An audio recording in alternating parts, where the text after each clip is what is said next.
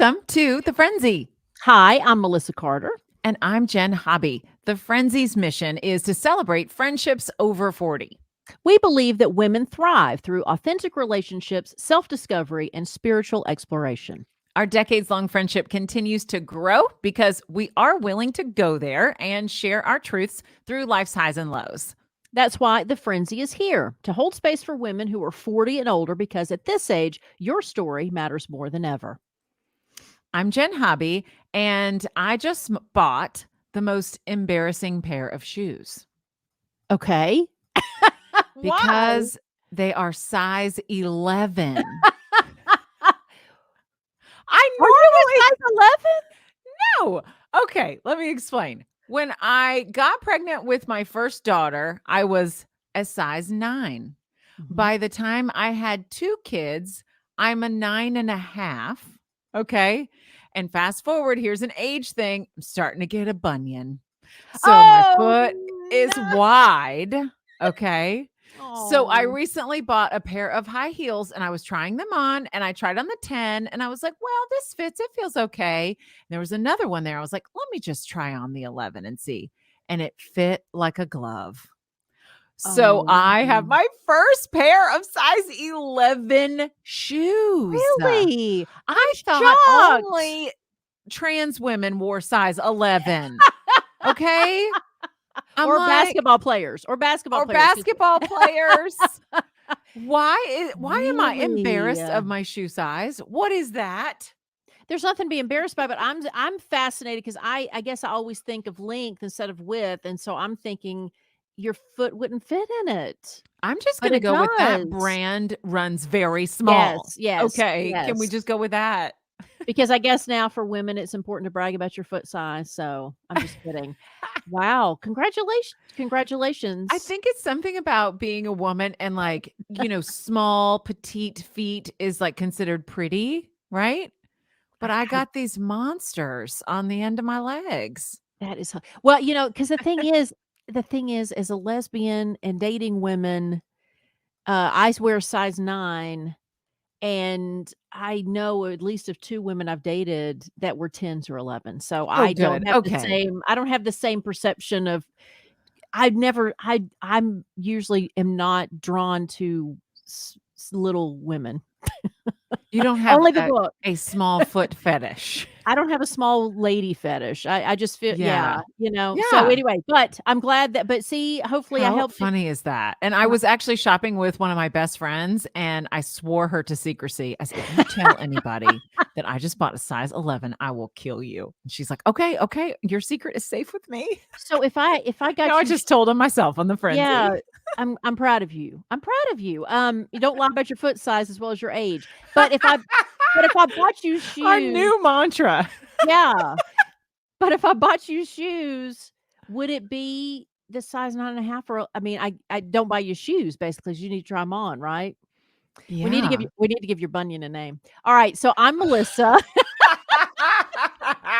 I'm Melissa, and I am not wearing lipstick right now because my cat stole my lipstick. So usually here at the desk where I do the Friendzy, I have, items around me because this is also the desk I do some work with and do some microphone work with, and so I have lipsticks and powders and just things around this desk, Yeah, and when you gotta be camera ready fast, you have it right yes, there. and so I sit down and I'm getting ready, and I'd log on with Jen, and I'm like, I can't find my lipstick, and so anyway, I have 4 cats. We've discussed this on the show, and no telling where they've taken it. I'll find it downstairs in the dining room later on, but Will anyway, they I had roll it 2. around and bat it like a toy, or will they Yes. try to eat it? They bat it around like a toy because they like Ah, the sound it makes, and it can spin yeah. around, and it rolls, and It and I rolls. and I had 2 tubes here. I had 2 tubes. I had a backup tube, and they took that as well. So, I can't it's one of those things that when you clean, when you sweep, and I do have help every so often for somebody to come in and clean, and, just stacked up on the counter or on the bed will be the little it's either Mr. Carter's toys that they've stolen because my smallest cat will steal his toys or their toys that are piled up because they put them they're great hiders. They hide their booty. And I'm just telling you, they're taking over. They're They're in taking over charge. that they're This is taking their over that house, and you just happen to live in it. I know. I'm the pet. I'm the pet, so All of the right, house. coming up on today's episode of The Frenzy, we are going to talk about how do you create new holiday traditions while honoring the past and dive into that quite a bit. That's right. We also have a "You Don't Know My Life" question. And the question for today is: a movie called A Holiday Fiasco is made based on an incident from your life. What happens in it? Let's answer that question. What fiasco would you put in a Oh, movie? that is so good. And the Dear Frenzy advice column today actually comes from me. I have a question about raising kids, and I want to know, am I turning them into hypochondriacs? Not kidding. Okay. And Jen also has the mirror mantra to say to your reflection this week. It might be interesting if it ends up being something to do with that as well. Well, I might have to change to that, Yeah, right? right. All right. Have you signed up for the Frenzy Weekly email yet? Please do. It's how you get into our private Facebook group. You can sign up very quickly, take you about 2 seconds at thefrenzy.com. And thank you to listeners who have subscribed to our email list already at thefrenzy.com. The three new friends are Catherine Bunch, Ang or Ong, Asel or Ossel, and Ange or Ange. AA. I'm so sorry. Double A. I'm going to call her Sister Double A. I'm so sorry if I wrecked your name. And Ashley Parks, we thank you so much. All right, Melissa Carter, we're going to dive into this story about creating new family traditions here in just a minute. But first, let's thank our sponsors. Cat pajamas. Kick it. I get a 10% discount if you use the code Friendzy. That's friend with a ZY. Oh, shoot. I forgot the banners. Hold, please. Where are Cat. I could do a my reprise. banners? There they are. Kickitpajamas.com. Pajama. Frenzy. And Lifeline Screening.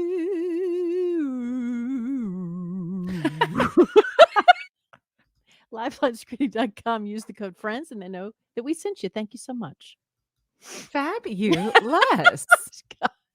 Ah, Okay, Melissa Carter, tell us in your family how you're trying to create a different kind of Thanksgiving and holiday season. I'm glad we're talking about this because that's the biggest awareness that I've had here in the past few weeks. Because I mean, obviously Thanksgiving is right on us, Mhm. and last year we didn't do very much because of the pandemic, and honestly, we're not doing very much this year because of the pandemic. But I was thinking on the future because I'm thinking, okay, once we're out of this, I think everybody's contemplating the different things that I'm going to go to more concerts. I'm going to travel more. I'm going to go camping more. I'm going to go whatever it is that we are hitting the ground running once everything is back to normal or whatever the new normal will be. Mhm. And in my mind, I realized, oh my gosh, before the pandemic, my holiday routine was always going to Nashville because my mother lived in Nashville and my siblings live in Nashville. And so for, I mean, 20 something years since I graduated from college, even when I was in college. So when I graduated high school, somehow I was always the one because I was the only one that moved away that came home and came home and came home and came home. It was most convenient for everybody else in the family, so you always had to travel. Yes. And so then when I had my child, I said to myself at some point, this is going to stop, but my mother was getting older in years. Mhm. And so I thought, you know what, I'll make it easier on her instead of her having to travel. And so I traveled with my child back to Nashville over and over and over. Well, my mother passed during the pandemic, not of coronavirus, but she passed during the pandemic. And so it made me realize I don't plan on going back to Nashville. Like my siblings and I see each other throughout the year, but it's not, I was going home for my mother, right? Mhm. And so here I am single and with one child and even this Thanksgiving rather it's I'm inviting a friend over. We're going to have a mini potluck, right? We're going to have a mini like day, but I'm thinking, no, I want something different for my son. I need to do something. It's just me and him. It's boring to sit at home to watch TV and eat turkey dinner. And I mean, he does that with Katie's family. So Katie's family's all in the same area. And so, during the holiday season, we switch up. So I have him this year, like for on Thanksgiving Day, and she has him on Thanksgiving Day next year. But he sees everybody during Thanksgiving. It's not like we're not those parents that that take over the whole holiday. I did when I traveled to Nashville because I needed the 4 days or 5 days to go. But Sure. now that we're both in town, it's like, okay, I'll have him this day, you have him that day, and he'll feed. So with her family, it's always going to be a big Thanksgiving feast, right? Because And there's it'll plenty be of that people. traditional big old turkey, Yes. all the sides, everybody eats, watch Yes. football, and hang out. Yes. For me, it's like I gotta come up with something different so that Mm. and it's not competition, it's just we're different, and so instead of it trying to replicate the same thing, I've been trying to look up and discover ways that 2 people, because it's just the 2 of us, are gonna celebrate the holiday and it be special for him, because I think for me, the holidays as a mother is less about me and more about creating something in him that he can reflect on, because I've already had my Yeah. childhood, traditions that I can reflect on. Does that make sense? Yeah. Okay. A couple questions for you. First, is there anything that you did with your mom or with your dad before his passing that you really loved and looked forward to?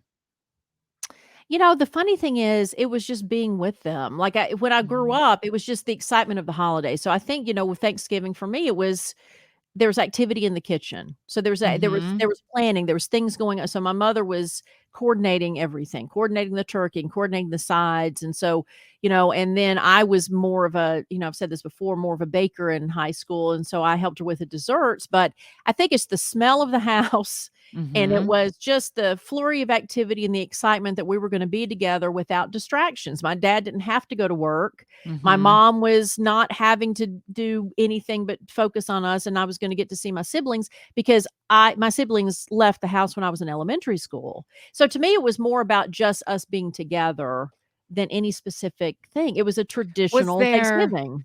Now you said you baked with her. Was there a specific recipe that maybe that's something that you and Mr. Carter could do together where he learns how to make a family traditional thing, or maybe you pull something out of your mom's old cookbooks See, and make it your own?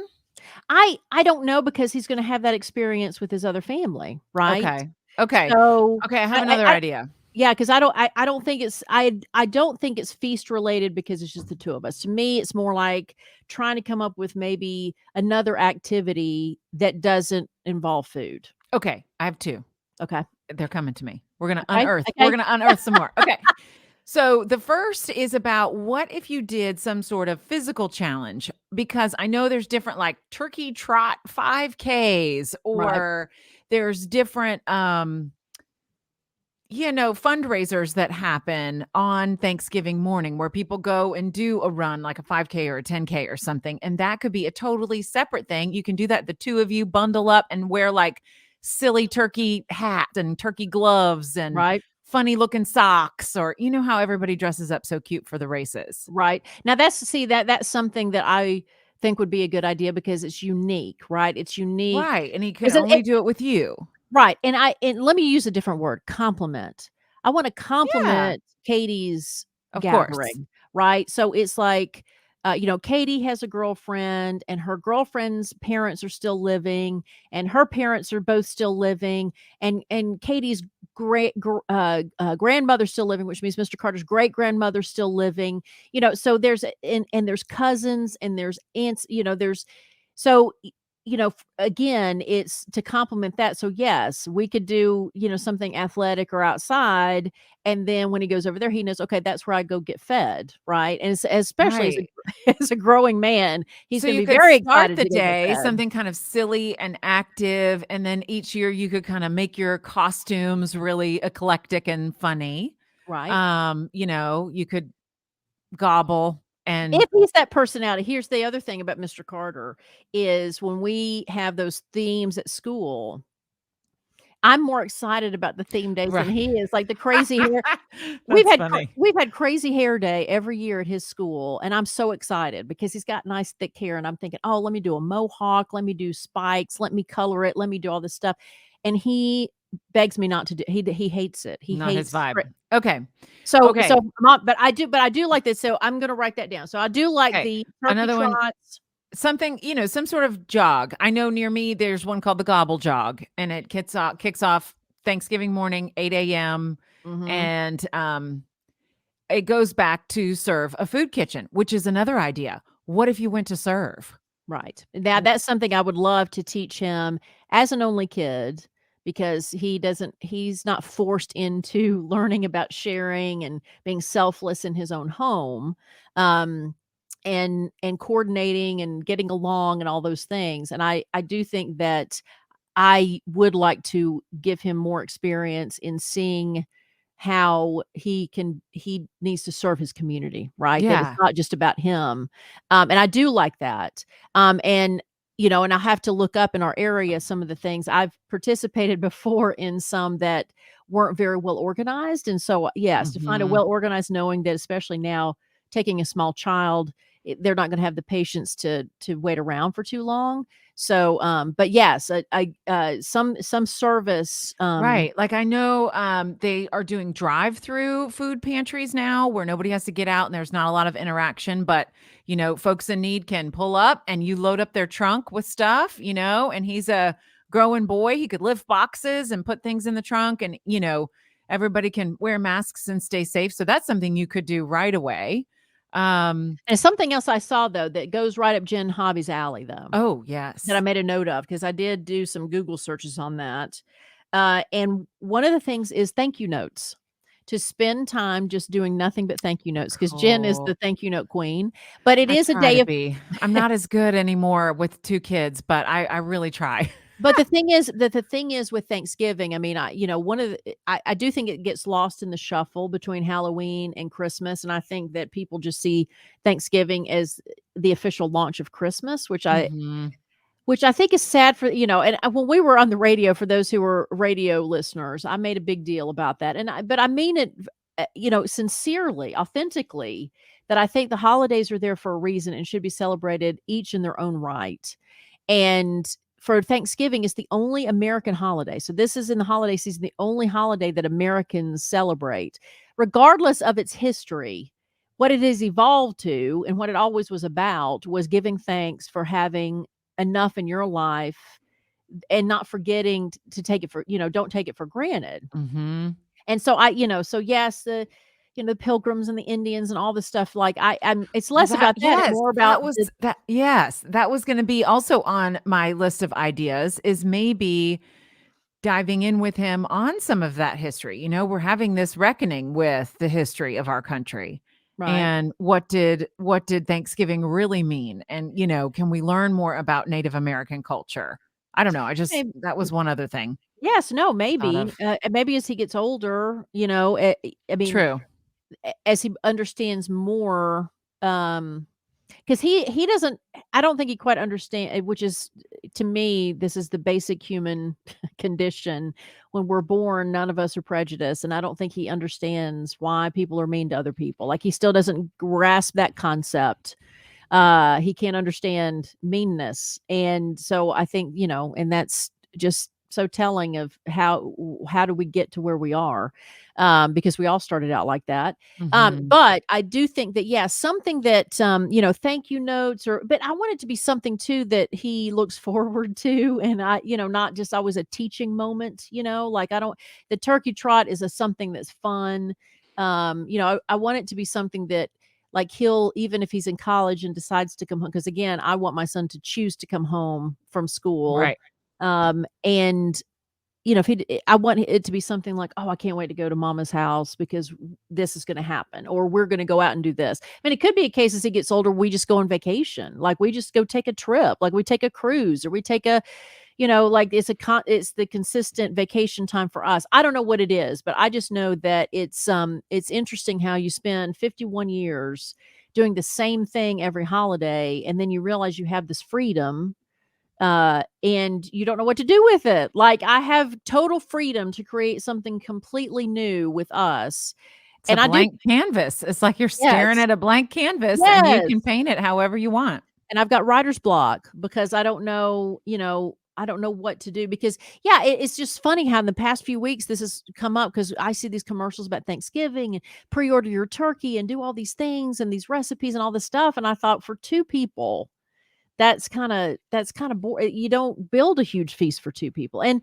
I mean, I've opened my home to anybody who's not with their families for the holidays, but a lot of people don't take advantage of that. A lot of people don't decide not to go to a A friendsgiving. Friendsgiving. Yes, I think that's a great idea, but usually that ends up just being Mhm. your close friends. It's not like, you have your core friends, and then you have your friends that you have fun with and hang out every so often, and then you have friends you might know a little bit.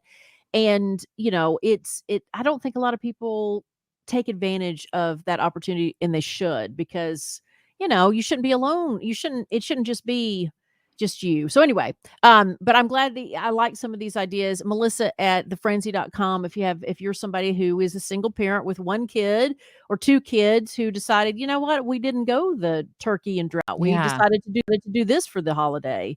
it's Um, awesome. Well, then and it's a it'll be how did you do something food? memorable for him. Like you said, Yes. it'll create a new memory for him. It'll create a new pattern for the 2 of you. And maybe you come up with a couple 2 or 3 different ideas that you really like and let him choose. Mhm. Maybe this year you Yeah. try one, next year he might choose a different one, but then, find one that sticks and is really fun. I think that's really sweet. And I love the way that you are a very intentional parent. So I Well, want to commend you for that well, because thank you. you think things through and you think about his life and the way that all of the small decisions that we make along the way really create their memories and really create their childhood. So I think this is great that you're going to create a different kind of Thanksgiving, a different kind of tradition, and he will always remember that. And to all the people who you're not with the other parent, if you're separated, divorced, and struggling, just know, I mean, it is about your child. I mean, Katie and I have always been intentional about that, and that's why I say what I create will complement what she does. You know, and it should not, it's never a competition between us. And that is such a wonderful experience, especially for him. And so I think that I appreciate that, and I recommend anybody out there who's struggling, you gotta rein that ego in. It's not about you, and it doesn't Mhm. matter who they're with, and it doesn't matter what they do, and it doesn't matter, it's your child. That's still your child's parent. And so Katie and I are blessed that we really worked hard to make sure that we didn't have a relationship that was toxic, and we don't. But she's got the family. She's got the big family, and I don't have the big family. So yes, anything that's not related to food is what I'm looking forward to do for him. Awesome. Okay, let's grab a question now out of the You Don't Know My Life box. That's right. A game that you can purchase yourself. You Don't Know My Life. It's a board game you can find anywhere you buy games. And a movie called A Holiday Fiasco is made based on an incident from your life. What happens in it? This is why I love this game because, on the Friends that we always encourage you to share your story. This churns up your stories, right? Yes. That's why I love this game so much. So, one more time, Melissa. Yeah, and these are stories that you probably have never told your friends, even though you've known them for years. Okay, let's say there's a movie, because this is hypothetical. A movie called A Holiday Fiasco is made, and it's based on an incident from your life. What happens in that movie? Are you ready for this? Okay. I'm ready. So this is at my family Thanksgiving. We always get together with extended family. And I don't have a huge extended family, but it's big enough that, it takes a couple of dining room tables in order to get everybody around it. And this is when my parents were still living in St. Petersburg, Florida. So we travel home, make a big meal, line up buffet style in the kitchen. Everybody loads up their plates. And this year I was hungry. I could not wait to dive into all of it. My mom makes a squash casserole that I just love. My aunt makes the best sweet potato casserole and mashed potatoes and turkey. And I mean, the plate was piled high. Okay. Mhm. So I go to sit down in an open spot. And it's just like that in my family. Like you grab a plate on the buffet and then you go sit wherever's open. It's not assigned seating. So I sit down next to my uncle, and his plate looks a whole lot different than mine. He doesn't have as much stuff on it. And I was like, what's going on? Are you not hungry today? Did you already eat too much? And he said, well, let me tell you, this year I figured out that I have an intolerance to gluten. And I was like, oh, really? Okay. And he's like, so I have to eat gluten free. And there's only a few things on the, buffet that I can definitely have or whatever. And this is an uncle that likes to tell real long-winded stories with a whole lot of detail. And that is when, at the dinner table, when I'm mid-bite in this delicious meal I cannot wait to plow through, he tells me how he discovered that he was gluten-free from his bad case of jock itch. And then went into detail on what that Damn. looked like, how No, he found it, the pictures he no, took on his phone to show his doctor about it, no. He didn't try to show you, did he? all while I'm mid-bite. Oh, that's your niece. Don't tell stories about your area. That's my holiday fiasco. I'm telling you, it was like a movie where when he started talking about his jock Oh. itch, that the whole soundtrack stopped, where it's like everything's going on and then it's like record scratch and it's Oh. quiet on the whole movie That's set. where everybody would turn and look at him. That's the scene where yeah. That's real life. Oh, That's my life. Yeah. come on. That yes, okay, here's a lesson from that. Ladies and gentlemen who listen to us, as we get older, because this show is for people over 40, as we get old, don't talk about your physical ailments. That is Nobody not wants top to nobody know. cares. Nobody Nobody cares. cares. Nobody wants to Yeah. know. And Yeah. please keep it off the dinner table. Yeah. I mean, Jen won't talk about her bunion at the dinner table. So Mm-mm. don't talk about no. I mean, for some reason, I don't know why that becomes I mean, I know you're fascinated by how your body changes as you get older, but that don't talk about it. No, Oh, no. sorry. Yeah. Well, all I can think about, and this was consistent because it was the way we celebrated, and this was usually Christmas, not Thanksgiving. But when my parents were still alive, they both of their families lived in Kentucky. So they moved away from their families to have theirs. So we always had to travel up to Kentucky for the holidays. And when I was really young, it was the Carter family, it was my father's family that we saw more. And then as I grew older, it was mom's family that I saw more. And that's a no whole other story. But mom's family had an inner conflict for several years, which kept Mm. her away, which was sad. So in my elementary school years, I was going to the Carter house, and they were very boisterous people. So my father was big personality. His sister's all big personality. He came from a family of like 8 people. So Wow. so it's this full If on. you weren't loud, you got ignored. You got ignored, right? Yeah. And my father was the oldest of all these siblings. So for some reason though, and I never analyzed this as a child, but going from Nashville up to Lexington and the area, long trip. I mean, that's a good 4.5, 5 hours, and for some reason, my father wanted to be home that night. So we did not go up to Kentucky and spend days and get a hotel room and spend time with them. We literally got up first thing in the morning. We drove to Kentucky on curvy roads, I remember. So I'd get car sick on the way. Yeah. Then we'd get up there and we'd have this big to do, and we would have, presents and all this stuff and see everybody and board games and food and laughter and loudness and all this stuff and big activity. And then we would leave and get in the car and drive back to Nashville. 8 hours round trip. And again, as a kid, I just went along, get along. And now I wish he was alive to say, why did you not want to spend time? I think he wanted to get away from the family. Like, I think he went as a Yeah. courtesy. It's like, it's an obligation to show up. I'm going to show up. We're going to do the things and then we're going to get out of there. And I just remember Oh. my siblings were teenagers at this time, and I remember they would fight every time, like, "Why do we have to go? Why do we have to go?" Because we were having fun. We were having fun with our cousins and stuff. But yeah, so when I think of holiday fiasco, I just think of the preparation and getting there, and if I got car sick, having to pull over, and then getting there and having to have fun, and you have fun, and you have fun. Now we got to get back in the car, and then we have to go home again on these curvy and yeah, we'd be home like at midnight, 1 o'clock in the morning, but by God, we'd be home. And There's a backstory there. right? There is definitely a backstory that you don't know about. The hell? And it was just normal. For me, that was normal. We just, it's just what we'd either go to a Farm Bureau event. My father worked for Farm Bureau, and that was always fun. And then it was Farm Bureau dinner, and then going doing a whirlwind tour. I mean, that was a long damn day for a 5-year-old. But anyway, so that, yeah, I would say that's the holiday fiasco. It's like a very National Lampoon movie to me. Is if you knew, is Yes. getting there, doing the thing, and then getting out.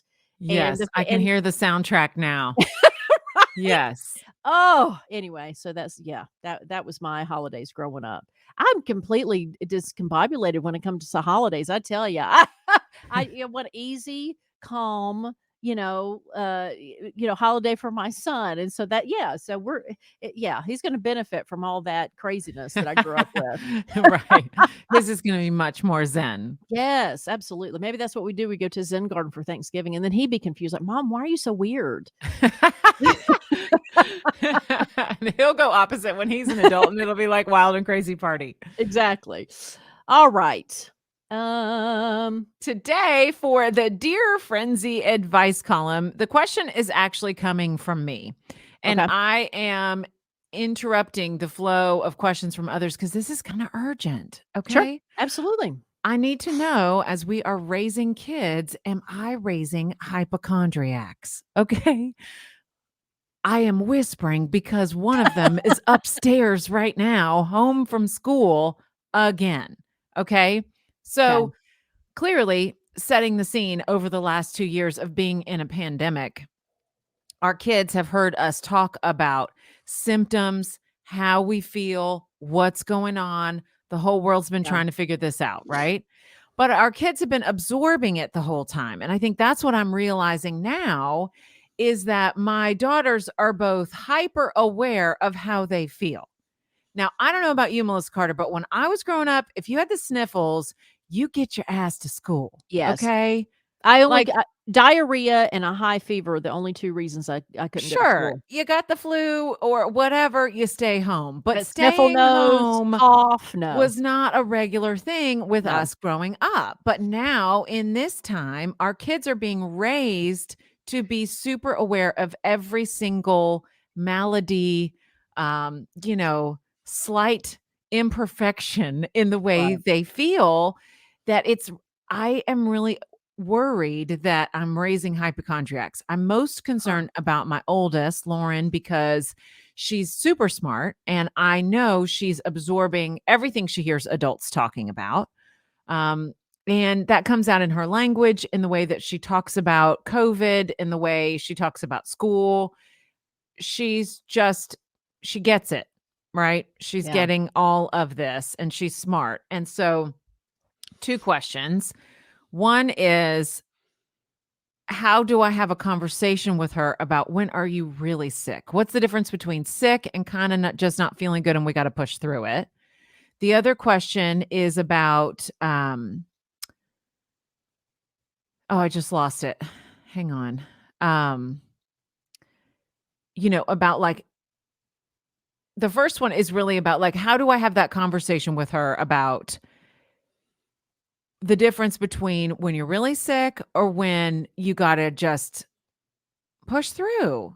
And we all don't feel perfect every day. Or I is have an that answer insensitive? I have an answer for that, I think, Because I because don't want to be, I don't want her to be the girl who calls wolf all the time. Oh, here's I the other questions. She's going to the nurse at school all the time. Okay. I'm constantly getting calls from the nurse that she's checking in with the nurse. And then the other thing is, how do I know I'm not getting duped because she just wants to stay home with mommy all day? There we go. um, all right, so I think Lauren is a lot like Mr. Carter. We've talked about this before. I tease their lab partners because they They're are both cerebral. right, very cerebral, very logic-based people. And first of all, I can't imagine Lauren doing anything maliciously, right? When you the second question is her trying to stay at home. She's trying to stay at home because she's afraid of getting something. I get that, but she wouldn't be Mm. doing it just to take the day off because I can't see her doing that. Because I can't see Mr. Carter doing that. I can see Reese doing that. Uh, Yeah. but so with Mr. Carter, unlike, gosh, it's funny how we've kept a lot from him about COVID. Um, Mhm. we don't talk about too much because it really bothered him. Like he thought too much about it, right? So Mhm. I think that Mr. Carter is somebody who could be prone to being a hypochondriac too. But what I do is I try to target that intelligence in him, right? And so basically what I do is I explain the body. So it's more of an anatomy thing, and I don't make it a big deal. And it's more like, okay, here's the body, and here's explains the body's defenses. So this symptom is because something, your stuffy nose is because something came in your nose, and you're just trying to throw mucus out and get that germ out of your nose. And then when it gets into your throat, okay, well, it got in, gets into your lungs. Okay, well, it got even further, and it's all your body is trying to do is kick it out. So to me, to make that short is basically like explaining how when the body's different defenses come up. So if it's a stuffy nose, that's not really sick. That's just, hey, something's in my nose. Your throat, maybe, the throat is where you may need to start, paying attention. The fever is when the defenses are really coming up. When my son felt nauseous the other night, and he didn't want to throw up, and he was dreading having to throw up, but and I just made it no big deal because I was afraid of throwing up as a child. So I was Mhm. like, it's no big deal, it's just your body trying to your body's helping you, your body's not trying to make you feel bad. Like, you don't be mad at your body's trying to protect you. And he ended up not. And so then I taught him the difference between nausea and actually vomiting. So anyway, we just talked through everything, but I make sure that my body language is like, it's no big deal. It's your body's doing its thing. And so you got to love your body. So to answer your question, I think if you explain to her just how the body works, and and decide for yourself where you find the limit of, this is where real concern comes in. Because even with COVID, the fever is a big concern, right? I mean, that's Mhm. the reason they do temperature checks. So to me, that's the line, is the fever. But, I don't know. I mean, your child better than anybody. So those are just suggestions. I know with Mr. Carter, and to answer, since our last show, Mr. Carter's gotten his COVID vaccine, the first shot. And so I was concerned about what to tell him to expect, because I didn't want him to have the symptoms just because I said it. Exactly. So what I said is, "This is what adults have felt, but you probably won't feel anything." And so I just add, "You know what? But you probably," and I just added that, "You probably won't feel a thing." Did he So have any side he had effects? no side effects. Yeah. And so when he gets the second shot, I'll do the same thing. And he probably, at least with me, I had more side effects with the second shot, but I'm not gonna tell him that. All I said Mhm. was, I was tired, and that was it. So that pretty much is all the symptom I had. And I said, some people have headaches. Some people, their bodies don't feel too good. I said, but then I reassured him, but it all will go away. There's nothing right. Your body is Mhm. just, and I explained to him that your body is seeing something it's never seen before. And it's going, what is this? What did you just hand me? So I wrote on a piece of paper and handed it to him. I said, this is what it's doing. The vaccine is handing a piece of paper to your body saying, hey, when you see this, just make sure that you fight this off. So again, it's that intellect, just going toward his intellect, and his emotions are diffused as long as he understands. Okay, all right. Now, again, I don't know Lauren, how Lauren's emotions and her intellect tie in together, but I just know that with Mr. Carter, if he knows what to expect, or at least he knows the framework of what's going on, then he can handle it. It's the Mhm. unknown, it's the changes, he's not very good at adaptation, and Mhm. that's where his struggle is. Yeah, I think for Lauren, there's like a heightened concern about how she feels or if something's a little bit off.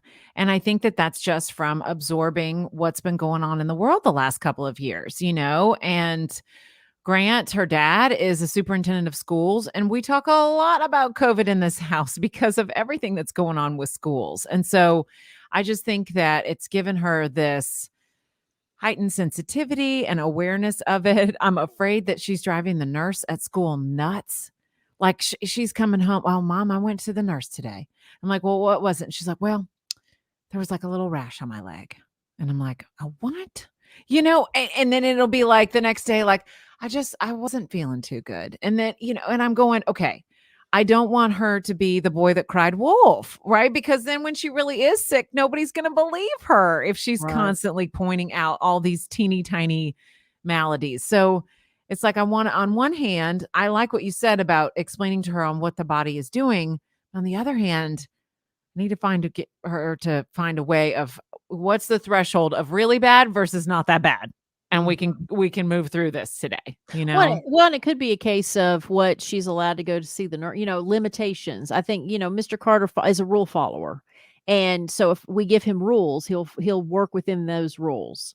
And It's a sensitive thing though, right? You don't want to tell her like don't tell the nurse unless it's really bad because well, I you think know, you have to be especially specific. now Well, you you have to be have to, you specific. know. But you have to be specific. Again, you don't, again, with Mr. Carr, it has to be specific. I can't give generalizations. I can't say Yeah. when you feel bad, go to the nurse. That is a cloud. How do you define that?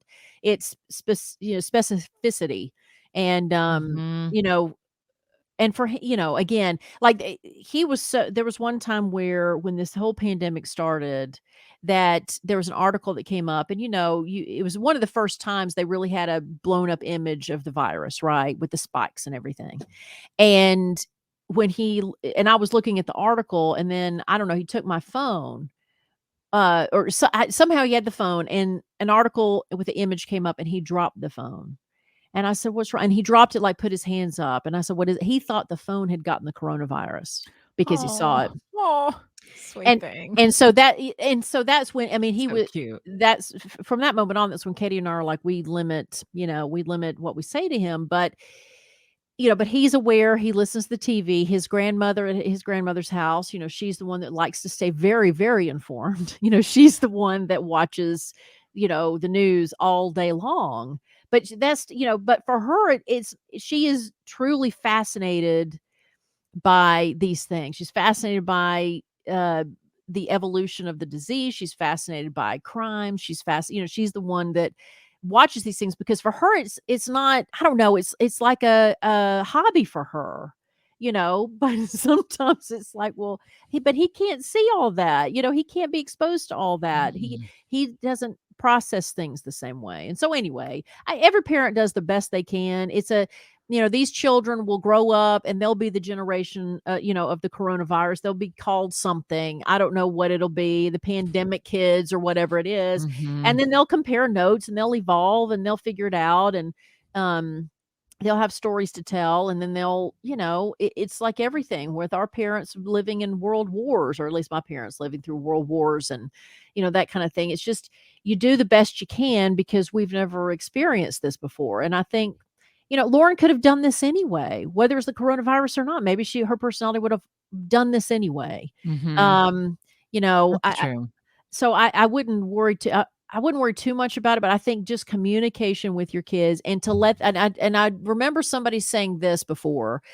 Anytime there's a crisis, and I think it's school shootings maybe, but it was always reassure your kids they're going to be okay. Like, Mhm. if your kids can feel safe when they go to bed, even in the back of your mind, if you don't even feel 100% secure in telling them that, you still need to make sure they feel safe, and then they can handle anything. I mean, that's your job as a parent is to clothe them and feed them and do all these things, but your main job is to make those children feel safe so they can thrive.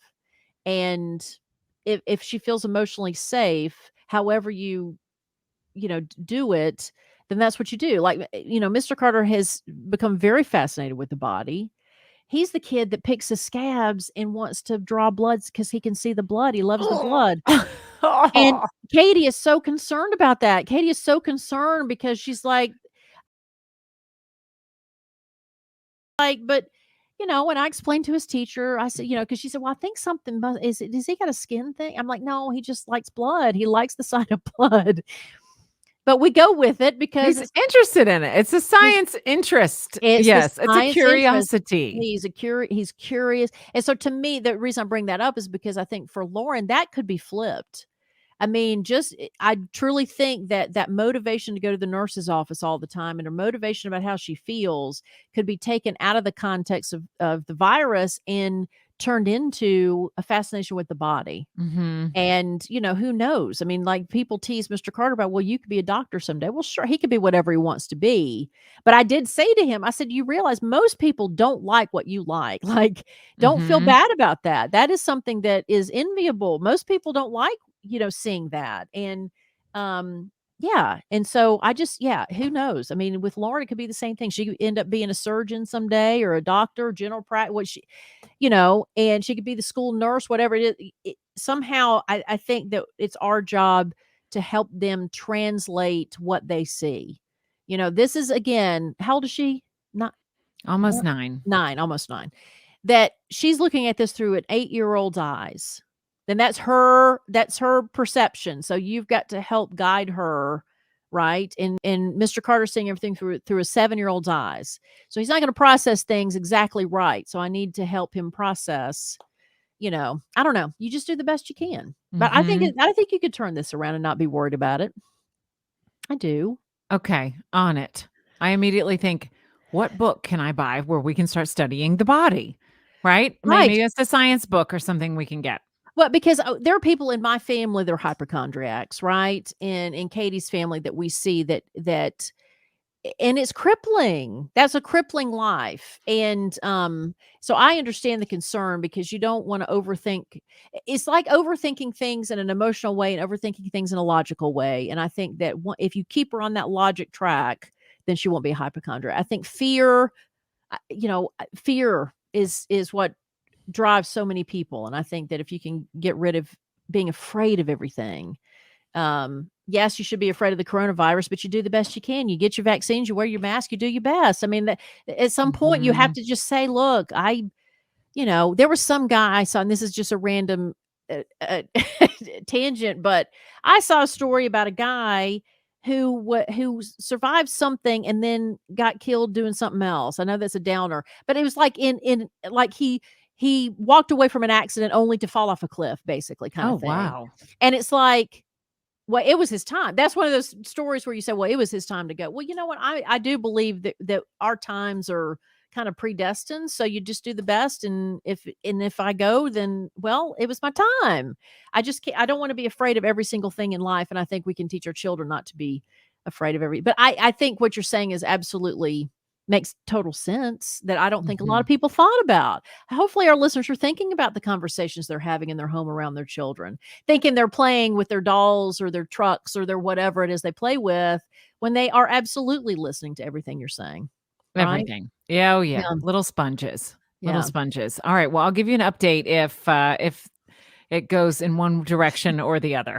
I'm really interested in the school nurse, Oh, conversation. I I feel like I need to give her a very big Christmas present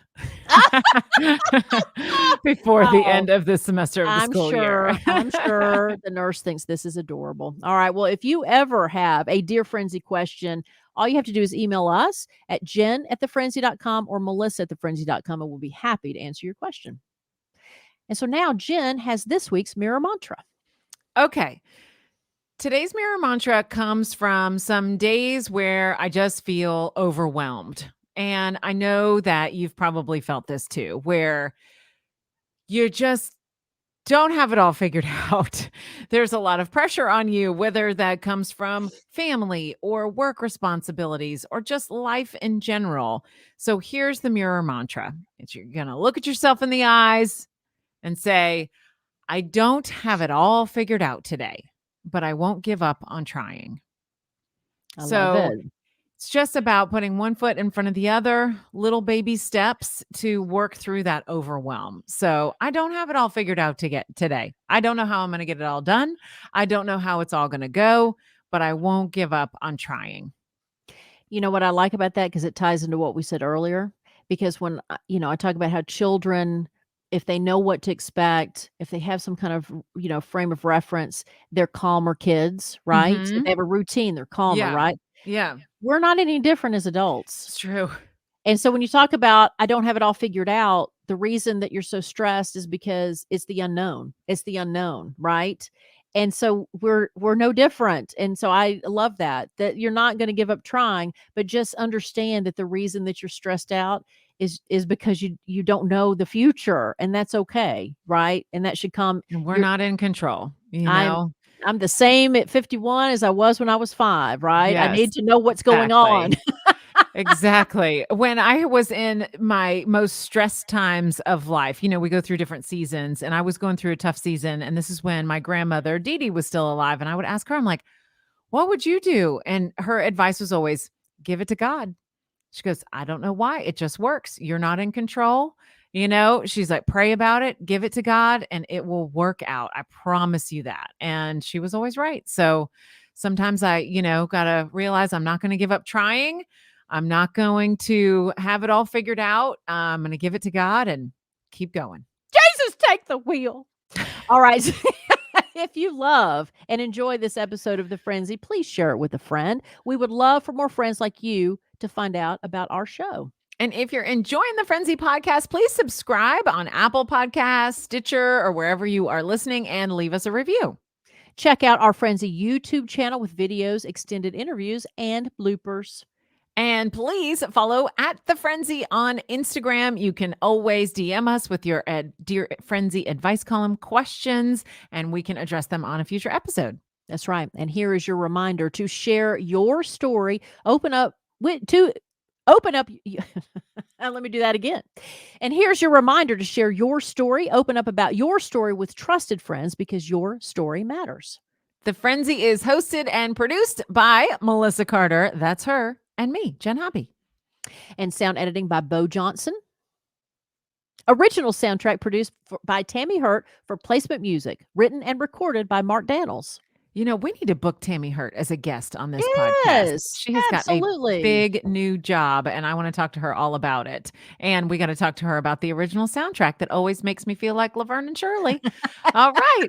The Friendzy is a part of the Digitent Podcast Network, and we celebrate friendships over 40. So thank you so much for taking the time to give us your friendship. It means the world to us. All right. So until next week, trust your gut. Share your story.